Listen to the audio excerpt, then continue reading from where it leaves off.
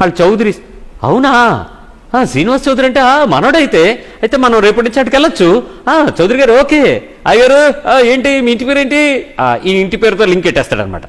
ఏ ఊరు మంది link ఎట్టేస్తాడు.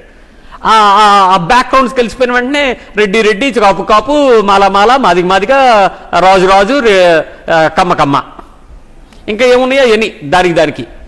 Pastors ఫెలోషిప్పుల్లో సైతం ఇలాంటి కుల సంఘాలు ఏర్పడిన తర్వాత నీ సంఘం ఏంటి, నీ సేవ ఏంటి, నువ్వు సేవకుడు ఏంటి, నువ్వు నడిపించేది అసలు ఆత్మీయత ఏంటి?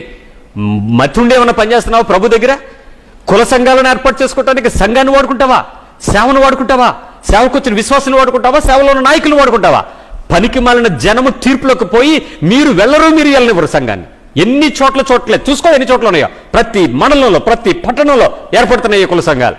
ఇప్పటికీ నీలో క్రీస్తు తెలియదు.